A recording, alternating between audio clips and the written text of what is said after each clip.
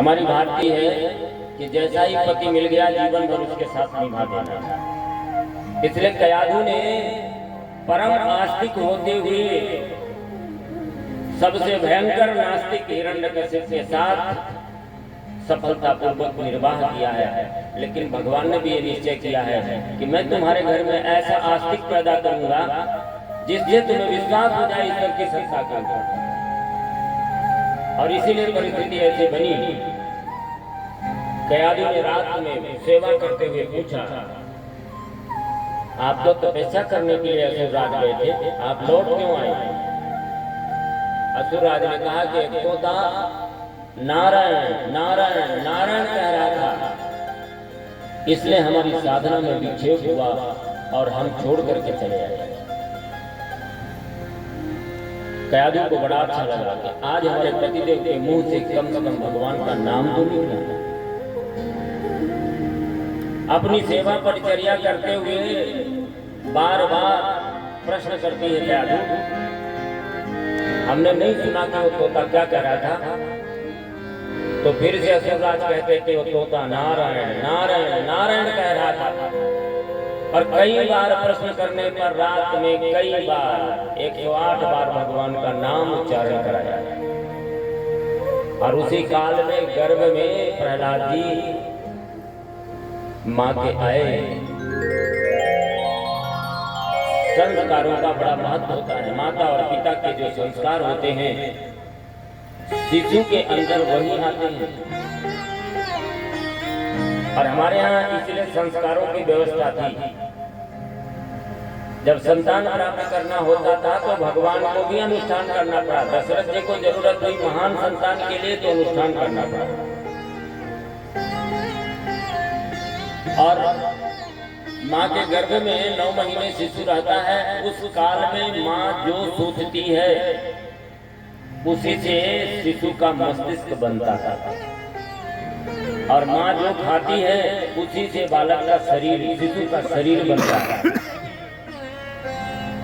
9 महीने के अंदर शिशु के जीवन को बदल देने की सामर्थ्य माँ के हाथ में होती है। पैदा होने के बाद वो शिशु 109 वर्ष तक तपस्या करता रह जाए तो भी अपने चिंतन चरित्र और व्यवहार को बदल नहीं सकता। इसलिए संतान पैदा करना एक अश्वमेध के बराबर है, लेकिन उसकी गरिमा को समझना। हम किसी मोबाइल में कोई चिप लगा देते हैं और उस चिप को हम निकाल के किसी दूसरे जगह लगा करके फॉरवर्ड कर सकते, खत्म कर सकते हैं, या उसको जो उसमें भरा हुआ मैटर है उसको समाप्त कर सकते हैं और फिर दूसरे में लगा सकते हैं।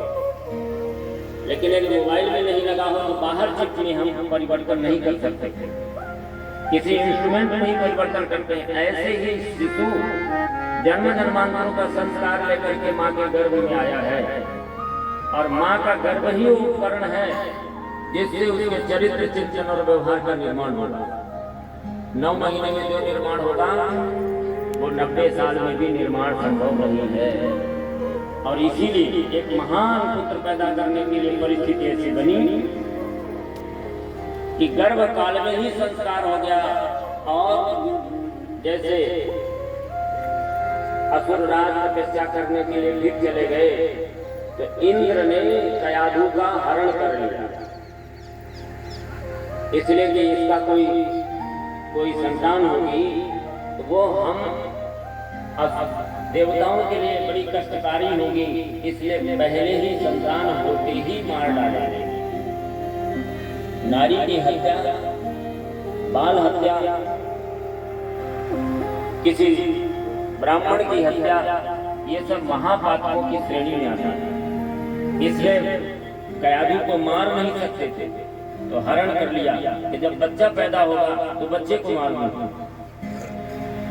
नारद जी बीच में मिल गए और नारद जी ने कहा कि देवराज इस समय कयाधु के गर्भ में परम भागवत शिशु है, यदि इसको कोई नुकसान हो गया तो भगवान के दंड से तुम्हें कोई बचा नहीं सकता।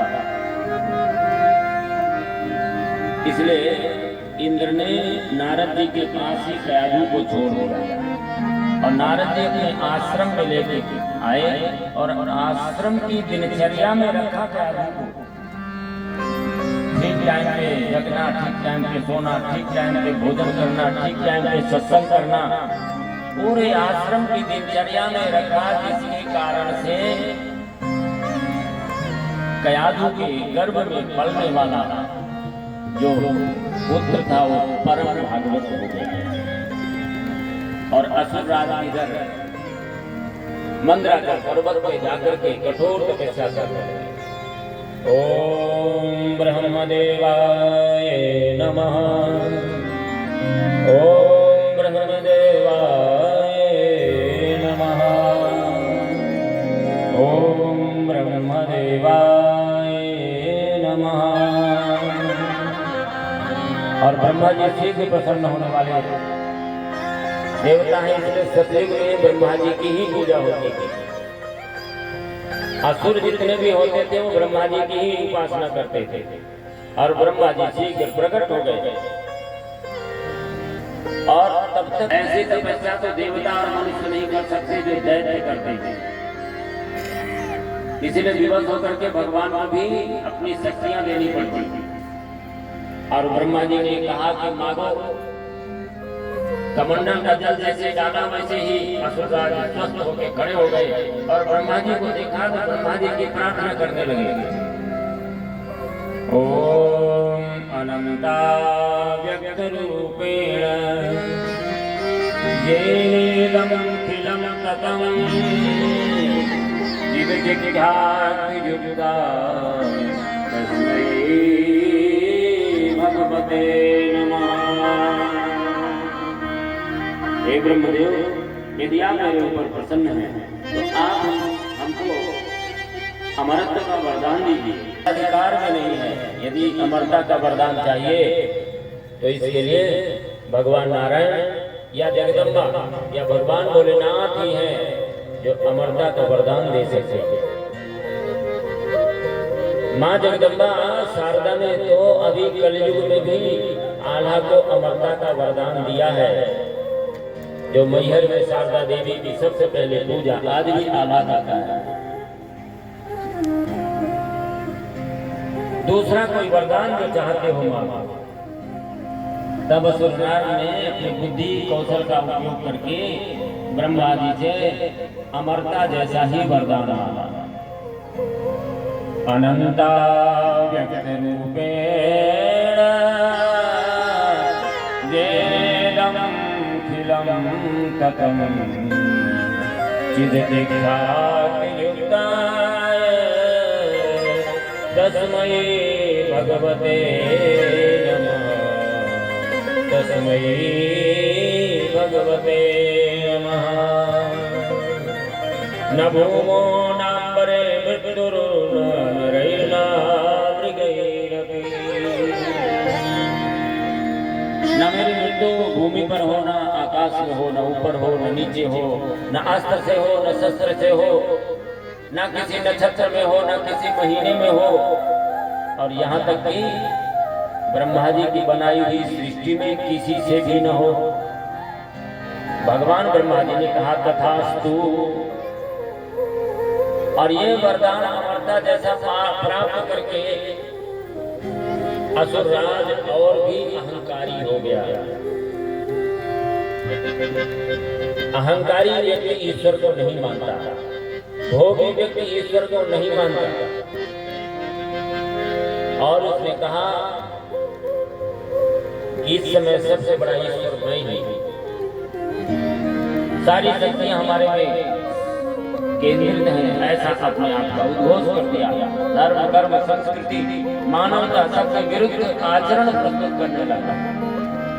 और उसी बीच में नारद जी प्रहलाद जी को लेकर के कयाधु के समेत असुर राज को सौंप दिया है।